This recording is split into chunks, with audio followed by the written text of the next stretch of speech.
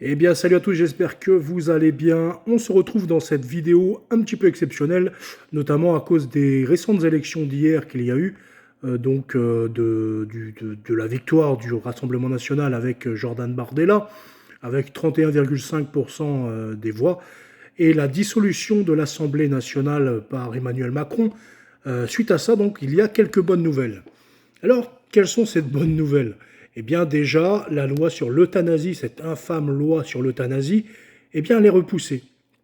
C'est-à-dire que, eh bien, s'il y a une nouvelle majorité, peut-être que cette loi infâme va enfin sortir de l'horizon de la société et donc permettra de protéger des êtres innocents d'une mort inutile.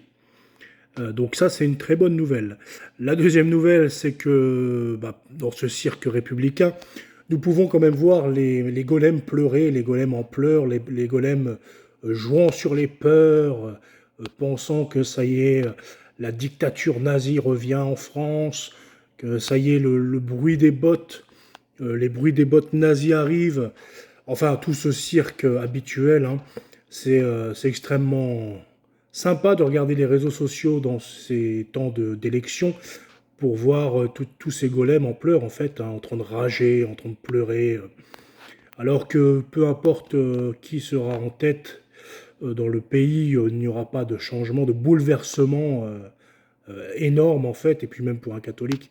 Mais du coup, ce qui est donc la troisième bonne nouvelle aussi, c'est que nous pouvons voir de plus en plus que les idées, donc on va dire un petit peu de droite, même si, bon, pour moi, c'est pas forcément de droite, le Rassemblement national, Reconquête, etc. Seulement sur certaines questions, mais pas sur toutes, malheureusement. Mais on peut voir quand même un changement de mentalité politique en France. Et donc, du coup, ces partis politiques, eh bien, ils sont, comme je l'ai dit en tweet, assez catho-compatibles sur certaines questions. Et nous pouvons de facto également entraîner ces partis à changer de position sur certains sujets importants sociétaux, notamment sur l'avortement, le mariage pour tous, la GPA, PMA, et toutes ces questions ultra importantes pour un catholique et pour la société, pour le bien commun, pour le règne du Christ Jésus, pour le règne social du Seigneur Jésus-Christ. Et donc, je pense que nous avons quelque chose à jouer, c'est-à-dire à essayer d'évangéliser encore de plus en plus, à essayer d'apporter nos idées sur la place publique, d'imposer d'ailleurs notre position de pro-vie, notre position contre ceux qui prêchent la mort, contre ceux qui prêchent la dépravation, etc. En tout cas, je ne pense pas que c'est un hasard que de voir cette loi sur l'euthanasie être repoussée, suspendue quelque temps. Peut-être que le Seigneur, eh bien, il a écouté nos prières et il est en train de nous aider. Et espérons, prions encore, prions le Seigneur qu'il nous aide encore, afin que cette loi eh bien, soit enterrée définitivement, tout comme la loi de l'avortement, qu'elle soit suspendue, supprimée, ainsi que toutes les mauvaises lois que la République peut pondre, étant donné qu'elle est très, très forte et habile pour nous en pondre un bon paquet, notamment sur les questions sociales. Sur les questions sociales, il y a énormément de choses à dire. Étant donné d'ailleurs que même les gauchistes nous disent oui, l'extrême droite et blablabla. Déjà d'une, bon, Rassemblement national, Reconquête, ils ne sont pas d'extrême droite, ils sont de droite à la rigueur, ok. Mais ce n'est pas eux qui ont créé des pauvres. C'est bien sous François Hollande déjà.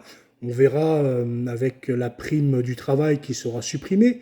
Et puis après sous Macron, où il instaurera une tyrannie sur les chômeurs, sur les RSAistes, en les envoyant aller travailler, en faisant des lois que si tu refuses 3 offres dites convenables, mais convenables d'après Pôle emploi, pas convenables d'après toi, eh bien tu n'as plus de chômage.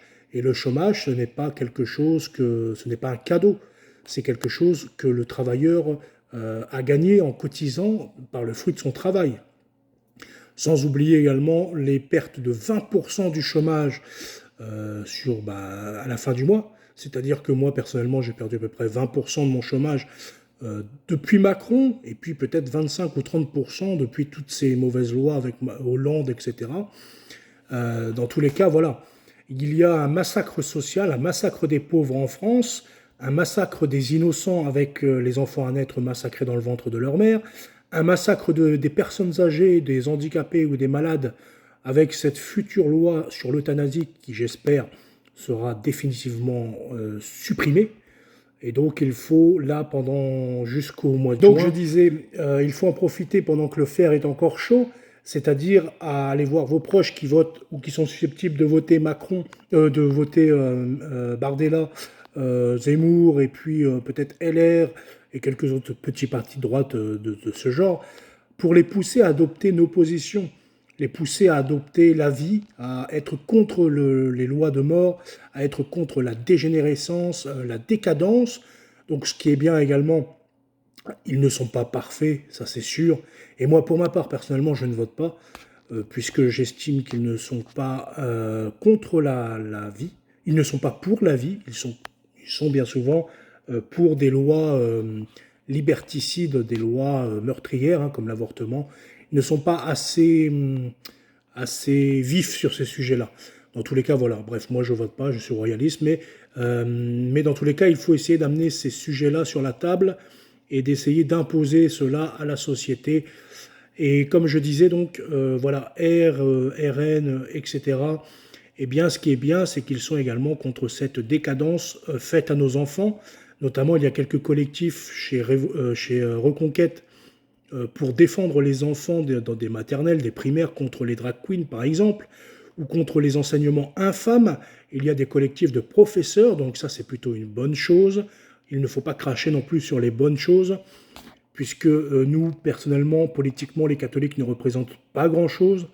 Et puisque on a été assez mou, hein, on est assez mou, assez tiède, et il est temps donc du coup qu'on sorte du terrier et qu'on s'impose par la force de nos mots, par le fait de ne plus avoir peur de s'afficher, d'oser s'imposer dans la société face à nos amis, face à notre famille.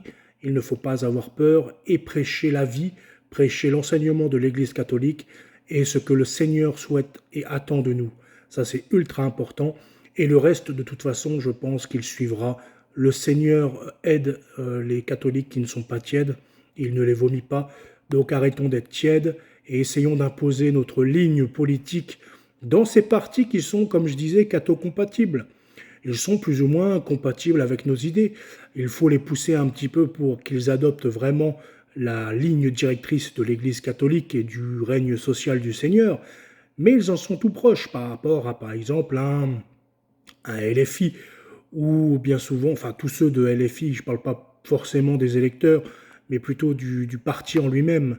Eux sont clairement anticléricaux, ils sont clairement pour la mort, ils sont des farouches défenseurs de l'avortement, du mariage pour tous, et de toutes ces avancées décadentes hein, en France. Pareil pour la ligne Macron, pareil pour la ligne Parti socialiste, écologiste, etc. Tous ces fossoyeurs de la vie, voilà. Donc, ceux qui votent, s'il y a des personnes qui me regardent et qui votent, eh bien, n'hésitez pas, si vous êtes dans ces partis, par exemple des colleurs, si vous êtes un peu plus haut dans ces partis, n'hésitez pas à essayer d'imposer eh bien, la pensée politique et la morale catholique et les mœurs catholiques. Voilà, c'est tout pour cette petite vidéo. Et félicitons-nous pour cette suspension temporaire et prions pour qu'elle soit définitive, tout comme cette horrible loi sur l'avortement et sur le mariage pour tous et puis tout ce qu'il en sort. Bref, prions pour une France en ce mois du Sacré-Cœur en plus. Nous avons prié pour la France et notre nation vendredi dernier, mais continuons à prier et à confier la France au Sacré-Cœur de Jésus-Christ pour qu'il nous aide et qu'il nous permette eh bien, de revenir à la mission essentielle de la France, celle d'être catholique et de défendre l'Église, de défendre la morale, de défendre les enfants, les innocents, les pauvres, et de défendre donc la dignité humaine. J'espère que cette vidéo vous aura plu. En tout cas, n'hésitez pas à laisser votre commentaire, votre pouce bleu, et je vous dis à bientôt. Salut!